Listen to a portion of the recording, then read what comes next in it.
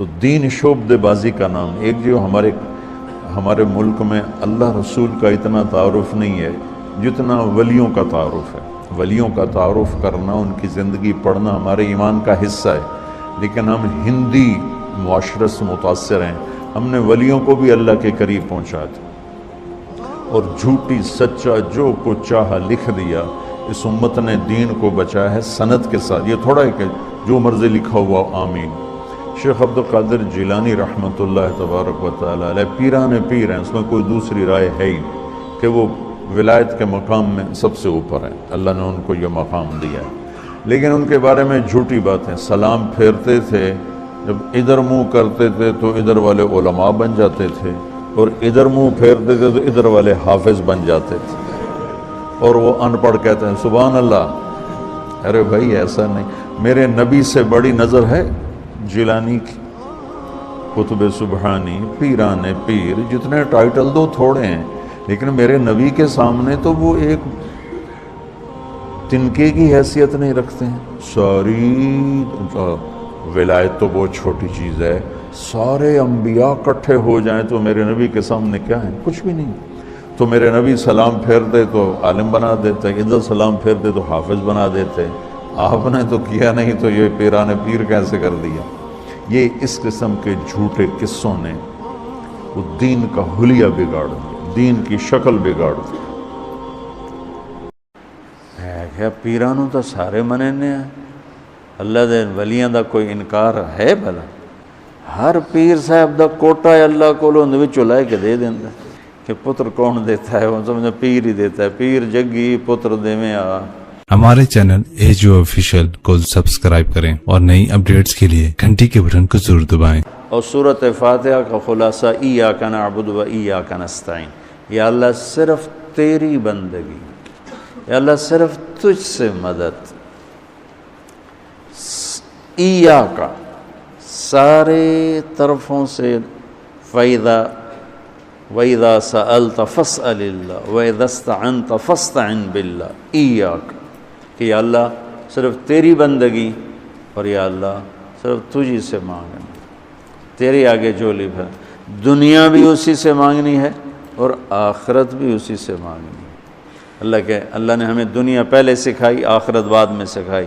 ربنا آتنا فی الدنیا حسنۃ وفی الآخرۃ حسنۃ وقنا عذاب النار.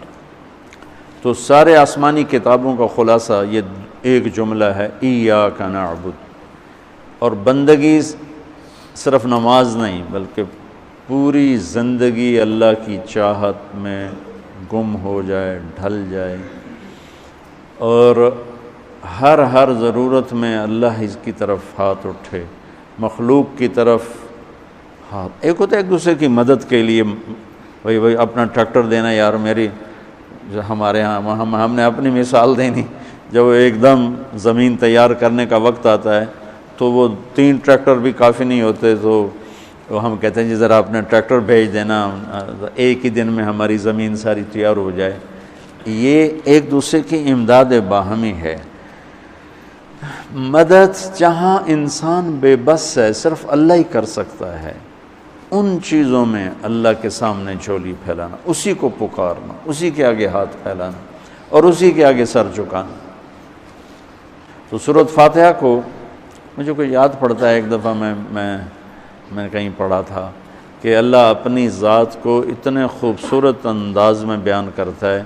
الحمدللہ رب العالمین الرحمن الرحیم مالک یوم الدین.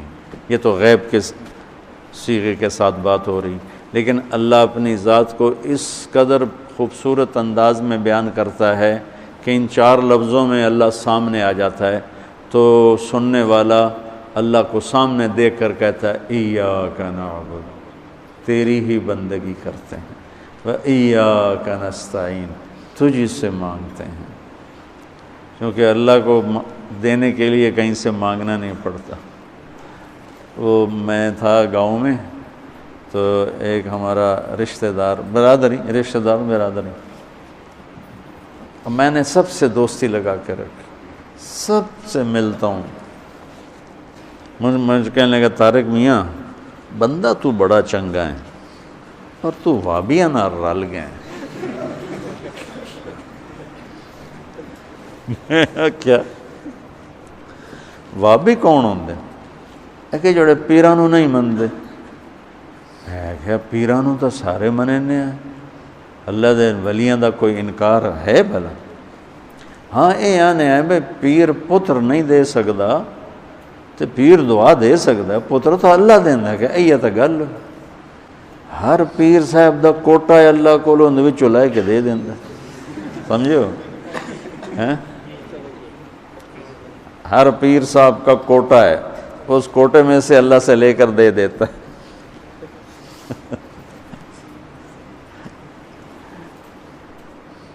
علم و باج کرے فقیری کافر مرے دیوانہ ہو ساسے وریاں کرے عبادت کلو اللہ تو رہے بیگانہ ہو سلطان باہو رحمت اللہ علیہ کے دو بول ہیں تو ابراہیم علیہ السلام نے آگ میں جاتے ہوئے جبریل اور ہوا کے فرشتوں کو کہہ دیا تھا اما الیک فلا و اما الی اللہ فنعم ایاک نعبد و ایاک نستعین اللہ تعالیٰ نے اپنی ذات کو اس خوبصورت انداز میں پیش کیا کہ جیسے ہم اللہ کو دیکھ کر کہہ رہے ہیں ایاک نعبد و ایاک نستعین اللہ صرف تیری بندگی کریں گے یہ سر اور کہیں نہیں جھکے گا اور یا اللہ صرف تجھ سے مانگیں گے اور کسی سے نہیں مانگیں گے قرآن وہ میں نے پہلے ایک مثال سے بتا دیا یہ استعانت بالغیر نہیں ہے بھائی مجھے قرض چاہیے اب مجھے 1 لاکھ روپیہ دے دیں یہ اس میں نہیں آتا ہے میرے نبی قرضہ اٹھاتے تھے میرے نبی نے جنگ کے لیے تلوار اٹھائی زرہ پہنی اسباب کی دنیا ہے اسباب کا اختیار کرنا اور چیز ہے اور جن چیزوں میں اللہ کے سوا کوئی کرنے والا نہیں وہ لوگوں کے سامنے ہاتھ پھیلا دینا ہم لیا گئے تو وہاں ایک پیر جگی گدی تھی تو ان کے پیر صاحب سے ملاقات کی انہوں نے بہت محبت کی تو ہم فاتحہ پڑھنے گئے تو وہاں ان پڑھ عورتیں بیٹھے پیر جگی پتر دیویں آ پیر جگی پتر دیویں آ اللہ ان کو معاف کر دے گا ان کو پتہ ہی کوئی نہیں ہے کہ پتر کون دیتا ہے وہ سمجھو پیر ہی دیتا ہے پیر جگی پتر دیویں آ تو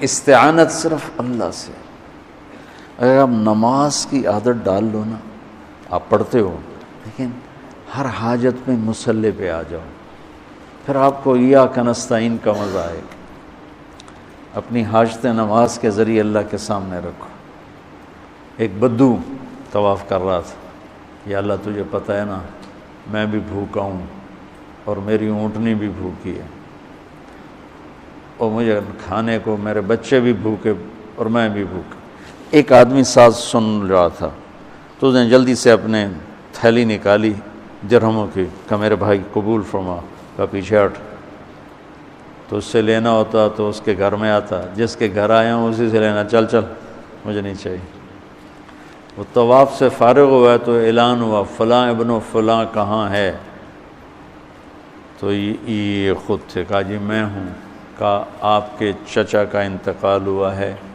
تو انہوں نے اپنی ساری وراثت آپ کے نام کر دی ہے چونکہ ان کی اولاد کوئی نہیں تھی تو 1 منٹ میں اللہ تعالیٰ نے قبول فرمائی ہشام بن عبد الملک اور سالم بن عبداللہ بن عمر بیت اللہ کا طواف فرما رہے تھے تو ہشام نے کہا سالم کوئی ضرورت تو بتاؤ تو وہ کہنے لگے اللہ کے گھر میں ہو کر میں اللہ کو نہ بتاؤں تمہیں بتاؤں کتنے شرم کی بات تو ہشام چپ ہو گیا ہشام بادشاہ تھا بنو امیہ کا تو جب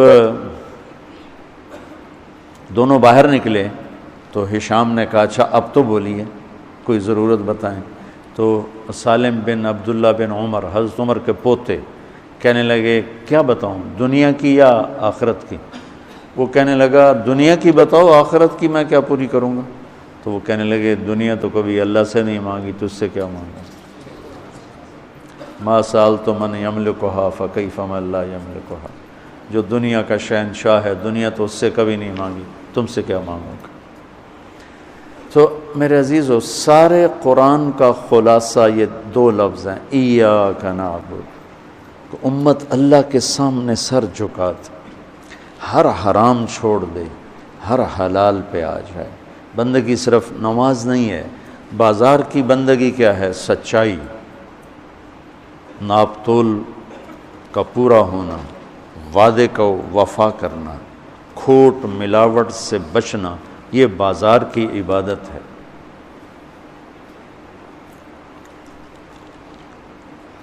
اقتدار کی عبادت کیا ہے؟ ظلم سے بچنا، اپنی طاقت سے کسی پہ ظلم نہ کرنا، انصاف کو ہاتھ سے نہ جانے دینا۔ وکالت کی، عدالت کی عبادت کیا ہے؟ ظالم کا ساتھ نہ دینا۔ سیاست کی عدالت کی عبادت کیا ہے؟ دنیاوی مفاد نہ اٹھانا، بلکہ قومی مفاد کے لیے اپنے آپ کو پیش کرنا۔ گھر کی بندگی کیا ہے؟ ماں باپ ہیں تو ان کی آنکھوں کی ٹھنڈک بننا، بیوی ہے تو اس کے دامن کو خوشیوں سے بھرنا، اولاد ہے تو ان کو ایسی محبت دینا جیسے میرے نبی حسنین کو دے کر گئے تھے۔ یہ اس طرح عبادت پھیلی ہوئی ہے۔ بہن بھائی ہیں تو ان کے ساتھ شیر و شکر ہو کے رہنا، ان کی کمیاں زیادتیوں سے درگزر کرنا، یہ ایاک نعبد ہے۔ صرف نماز کے اندر نہیں ہے ایاک نعبد، بلکہ پوری زندگی ایاک نعبد ہے۔ تو میں کہا کرتا ہوں سچائی، دیانتداری اور انصاف، یہ تین چیزیں اگر آپ کے اور میرے اندر ہیں تو ہماری پوری زندگی عبادت بن جائے گی، پوری زندگی بندگی بن جائے گی۔ وَإِيَّاكَ نَسْتَعِينُ، جب اس کے سامنے سر جھکاؤ گے پھر ہاتھ اٹھاؤ گے تو مزہ بھی آئے گا، مانگنے کا بھی، اس کے دینے کا بھی۔ اس کو کون سا کہیں سے لینا پڑتا ہے؟ جو وہ نباتہ بن یزید نخی رحمۃ اللہ علیہ تابعین میں سے ہیں، اللہ کے راستے میں جا رہے تھے، گدھا مر گیا تو نیچے اتر کے 2 نفل پڑھ کے کہنے لگے یا اللہ تو بے نیاز ہے، تجھے تو کسی چیز کی ضرورت نہیں اور میں تو مسافر ہوں، مجھے اس کی ضرورت ہے، اسے زندہ کر۔ اور ایک چھڑی ماری، قم بِإِذْنِ اللہ، گدھا اچھل کے کھڑا ہو گیا۔ اور امام شعبی، شافعی نہیں شعبی فرماتے ہیں کہ میں نے اس گدھے میں آج تھوڑا سا مخدوم صاحبان کو ان کے خاندان کا تعارف کروانا چاہتا ہوں۔ بہت ساری قریش قوم بیٹھی ہوئی ہے۔ سب سے پہلا تعارف تو یہ ہے کہ ہم سہو خاندان شیخ الاسلام بہاؤالدین زکریا رحمۃ اللہ علیہ کے ہاتھوں اسلام لائے۔ ہم پرتھوی راج کی اولاد ہیں، یہ ہاشم کی اولاد ہے۔ ہمارے آباء و اجداد شہاب الدین غوری سے شکست کھانے کے بعد اس وقت پرتھوی راج کا بہت بڑا علاقہ تھا، تو وہ خاندان ان کا منتشر ہوا، پھیلتے بکھرتے، کوئی سندھ میں گئے، کوئی پنجاب میں گئے، کوئی کہیں گئے۔ ایک شاخ تلمبے میں آئی۔ شیر شاہ سوری کے زمانے میں جو 16ویں صدی ہے، اس میں تلمبے پر سہوؤں کی حکومت تھی، لیکن وہ اس وقت مسلمان ہو چکے تھے۔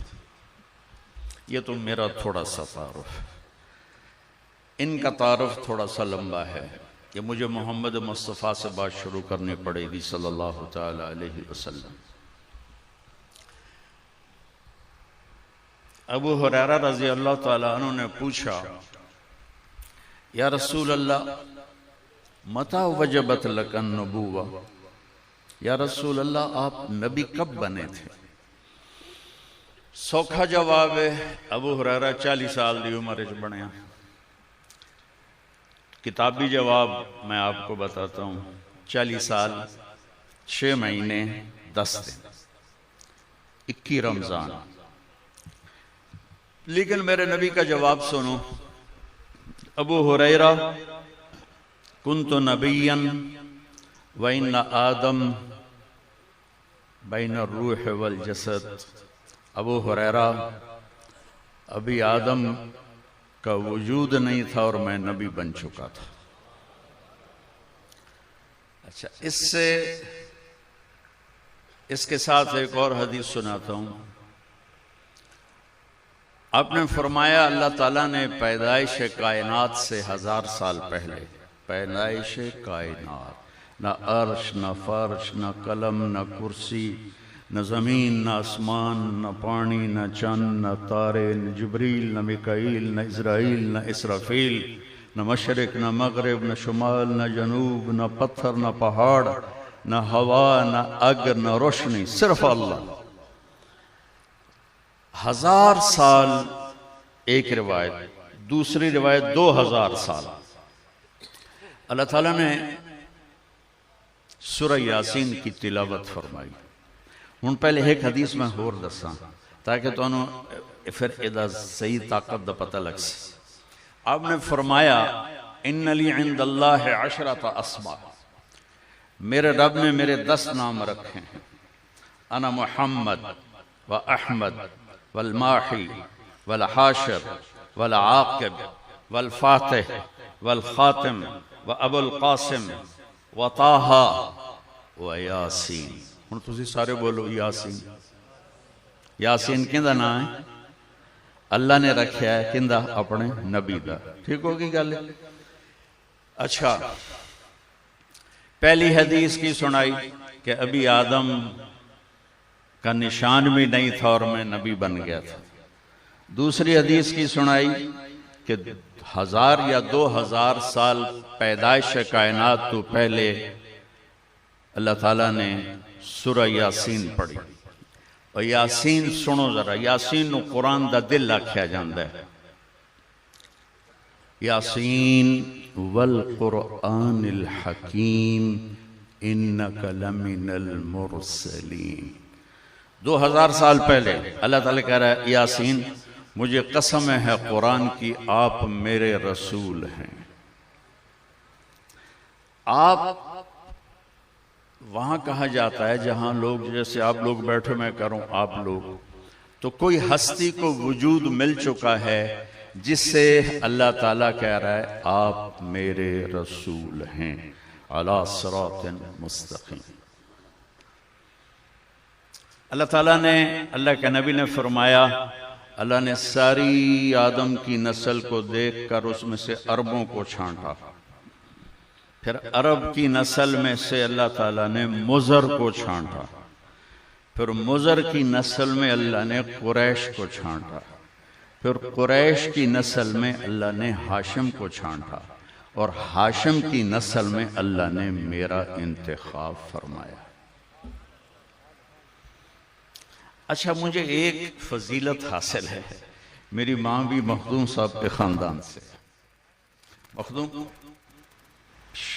بہاؤدین زکریا رحمت اللہ علیہ کے 7 بیٹے تھے۔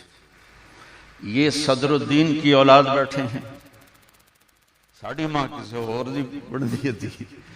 اچھا، وہ ہمارے جو نانکے ہیں وہ کہتے تھے ہم ہاشمی قریشی، یہ صرف اپنے آپ کو قریشی کہتے ہیں۔ تو میں نے اس کی جستجو کی کہ ایویں تو گل نہیں بن جاندی، صدیوں تو ہاشمی قریش، انہوں نے پتہ ہی کوئی نہیں یہ کڈے بڑے بندے ہیں۔ میں انہوں نے دسی جانا، اس کالی وزیر بن کے خوش ہوئے بیٹھے۔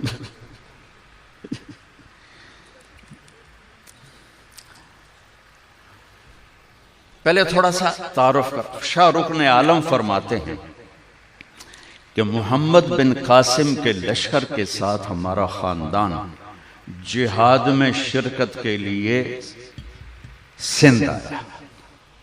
سندھ کا جو اس وقت فتح کے بعد مسلمانوں نے جو کیپٹل بنایا وہ منصورہ، سانگڑ کے پاس، کوئی سندھی بیٹھا ہو تو اس کو پتہ ہوگا، سانگڑ کے پاس کھنڈر ہیں۔ میں سپیشل گیا اتھو منصورہ ویکھن واسطے، وہاں مسجد کے آثار تھے، وہاں میں نے 2 نفل پڑھے، میرے خیال ہے شاید صدیوں بعد کسی اتھے سجدہ دیتا ہوئے گا۔ مسلمانوں نے منصورہ کو سندھ کا دارالحکومت بنایا۔ دریائے سندھ آتا تھا اور ایسے ڈیلٹا بناتا تھا۔ ڈیلٹا دا مطلب ہوندہ ہے بے ایک شاخ ایدے گئی، ایک ایدے گئی، اگوا کے رل گئی، اجڑی ویچ جگہ انہوں ڈیلٹا آندے، چھوٹی ہوئے تھا وڈی ہوئے تھا جزیرہ۔ یہ ڈیلٹا تھا منصورہ، اس پر مخدوم صاحب کے خاندان کو حکومت دی گئی محمد ابن قاسم کی طرف سے۔ پھر ایک فرقہ گزرا ہے کرامتا حمدان بن اشعث کرمت آندے چھوٹی ٹانگ والا تے ڈنگی ٹانگ والا، اس نے نماز معاف کر دی، شراب حلال کر دی، زنا حلال کر دیا، تو صرف نام کے مسلمان تھے، ویسے وہ نان مسلم تھے۔ انہوں نے منصورہ پہ قبضہ کیا اور ان کو نکالا، تو خواجہ بہاؤالدین زکریا رحمت اللہ علیہ کے جو آبا تھے وہ خارزم ہجرت کر گئے۔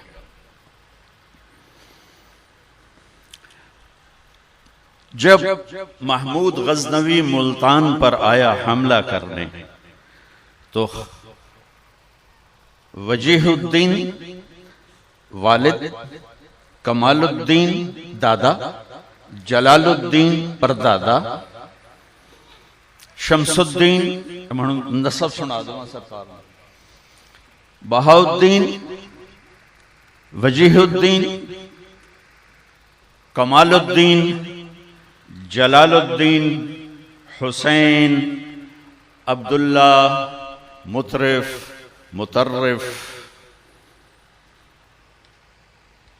خزیمہ، حازم، یہ نا ہیں سرکار دے نسب دے، تو ساگو اپنا دے ہوتا ہوئے میں یاد کر لی سی۔ حازم، تاج الدین، عبد الرحیم، عبد الرحمن، حبار رضی اللہ عنہ صحابی آگئے، بن اسود، سعید بن حاشم، مخدوم سے تو حاشمی تو حالت قریشی یا کی رکھ دے صرف، میں نے ایک گریڈ آپ کو اپ دے دیا ہے، کیونکہ میری زندگی تو پڑھنے پڑھانے میں گزری ہے، تو مجھے اس کی جستجو تھی کہ میری ماں بیٹا سی جڑا ہے نا اسی ہاں ہاشمی قریشی، میں کہا اماں جڑی تاریخ دوئی ہے نا او دے جو ہور دوسرا نسب بھی بتاتا ہوں، حبار بن اسود بن مطلب بن اسد بن عبد العزہ بن قصی، وہاں بھی جا کے اللہ کے نبی سے مل جاتا ہے، لیکن یہ جو میں نے بتایا ہے نسب نامہ ہاشم کا، یہ خواجہ محمد حسن بخش قریشی جو حضرت عالی مقام کے 28ویں خلیفہ تھے، 28ویں خلیفہ۔ دیکھو سانو اسلام ملیا اس گھروں، ساڑھے میراسی آمدن، میاں لبک دی خیر، میاں عنایت علی، میاں گانا، میاں جانا، ساڑھی نسل پیڑی پڑھ دین دین، اسی 1000-2000 دے دینے ہیں، انہاں سانو اسلام دیتا ہے، اسی ساری پیڑی نہ تو سناتی ہے۔ حبار بن اسود بن حاشم، حاشم پہ آکے کٹھے ہو گئے، یہ بنو حاشم ہے، ہم میرے نبی کی اولاد کا اس سے اعلیٰ مقام ہے جو سادات ہیں، لیکن یہ اس سے کوئی کم نہیں ہے۔ میں ان سارے قریشی صاحبان کو یاد دلانا چاہتا ہوں کہ آپ لوگ کتنے عظیم خاندان سے ہیں۔ تھوڑا سا میں سیرت بتاؤں گا ان کے جد آداب۔ خوارزم سے جب محمود غزنوی ملتان آیا تو حضرت کے پردادا جلال الدین ساتھ آئے، ان کو لے کر آئے۔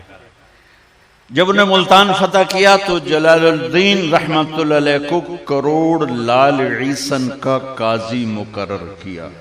صحیح؟ میں ٹھیک ہے؟ وہاں ان کی وفات کے بعد کمال الدین قاضی بنے، ان کی وفات کے بعد وجیہ الدین قاضی بنے، ان سے پیدا ہوئے شمس الاسلام، شیخ الاسلام، حجت الاسلام، محمد زکریہ عرف بہاؤالدین۔ کرتا ہوں تعس عبد الدینار وعبد الدرہم وعبد القطیفہ، تعس وانتکس وإذا شیک فلن تقش، ان اعطی رضی وإن لم يعطى سخط۔ اب نے فرمایا دینار کا چاہنے والا، دینار کا غلام چاہت تو سب کی ہے، سونے کا غلام ہلاک ہو جائے چاندی کا غلام ہلاک ہو جائے۔ اللہ نے کائناتی معیشت کو، اکانومی کو سونے چاندی کے گرد گھمایا ہے، یہ اللہ کی اپنی قدرت ہے۔ تو اب یہ انتہا پسندی آ رہی ہے، جس نے آپ نے کہا ہلاک ہو جاتا ایسا کون؟ عبد الدینار، سونے کا غلام، چاندی کا غلام، اور زیب و زینت کا غلام، اسیسریز کا غلام، کہ حلال رزق میں ایسی نہیں مل رہا تو چلو کوئی ڈنڈی مار لو، کوئی رشوت لے لو، کوئی جھوٹ بول کے سودا بیچ لو، یہ ہے۔ تو اس کے لیے آپ نے بد دعا فرمائی۔ یہ بخاری شریف کی روایت ہے، آپ رحمت اللہ علیہ عالمین ہو کر آپ بد دعا فرما رہے ہیں کہ ایسے لوگ، چونکہ یہ لوگ جب دنیا میں جاتے ہیں تو اوروں کے حقوق مارتے ہیں، اوروں جو رشوت لیتا ہے وہ رشوت دینے والا پتہ نہیں کن مشکلوں سے اپنے کام کے لیے پہنچا ہوتا ہے، جس کو یہ دھوکہ دے کے مال بیچ دیتا ہے وہ پتہ نہیں کتنی مشکلوں سے پیسہ بنا کے مال لینے آتا ہے، اس کو یہ 2 نمبر ٹکا دیتا ہے۔ اس لیے ان کے لیے بد دعا فرمائی کہ یہ معاشرے کے لیے ناسور لوگ ہیں، چاہے یہ کتنے ہی نامور ہوں، لیکن یہ معاشرے کے لیے ایک عذاب ہیں، ایک مصیبت ہے۔ تو دنیا میں بھی چلو تو درمیانہ راستہ اختیار کرو، اتنے نہ کھب جاؤ میرے بھائیو کہ ٹوائلٹ میں بھی سودے ہو رہے ہوتے ہیں، پیشاب کرتے ہوئے۔ ابھی میں کراچی سے لوٹا تو لاہور ایئرپورٹ پر میں وضو کرنے گیا تو پیچھے جو پیشاب کرنے کی جگہ ہوتی، وہاں ایک آدمی کھڑا ہوا، گردن کے ساتھ اس نے موبائل پکڑا ہوا تھا اور بولے جا رہا تھا۔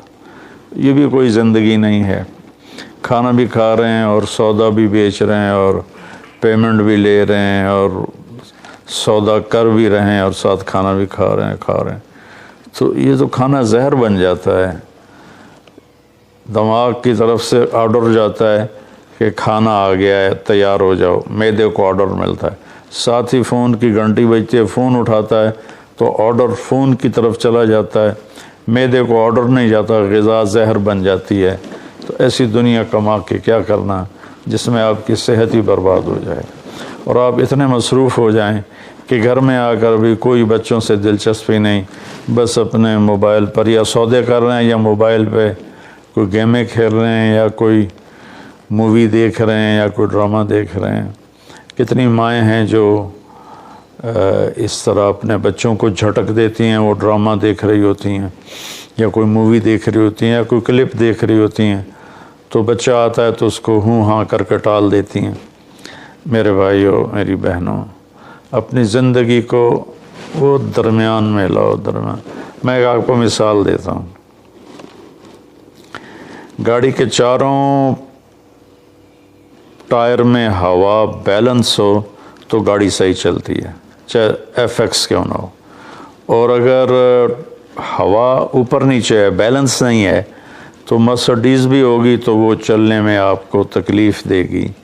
ایک گاڑی ہے، انسان بھی، اس کو بھی بیلنس آف لائف چاہیے۔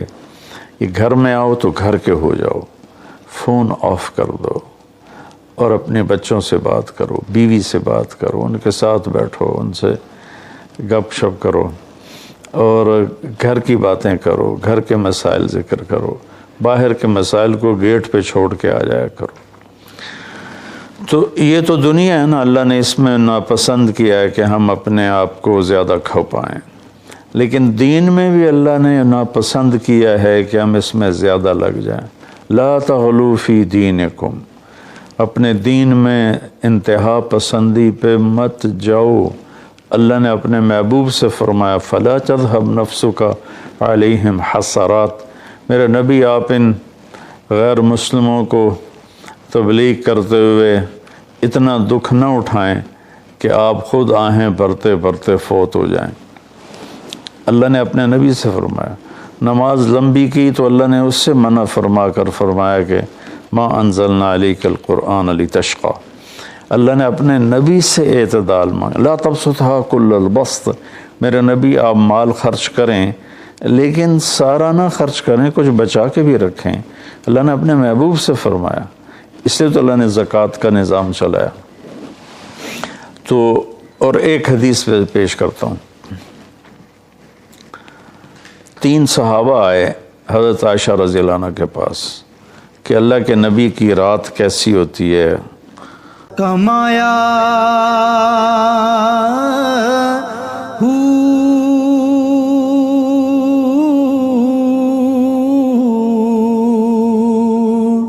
نہ میں بھج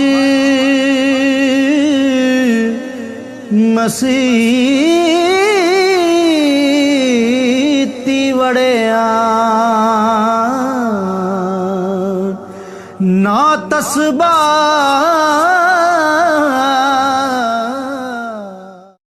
قسم رب دی مینو سب تو پیارا یا رسول اللہ. قسم رب دی مینو سب تو پیارا یا رسول اللہ. بڑی حسرت ہے ویکھن دی بڑا چاہ.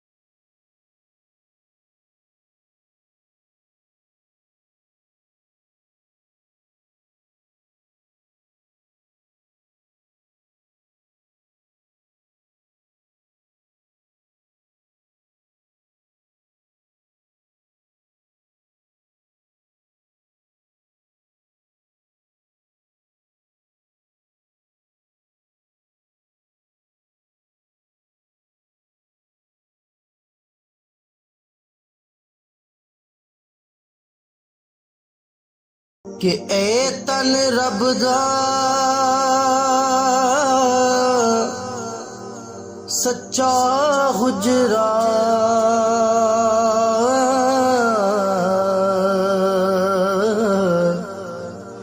تے کھڑیا باغ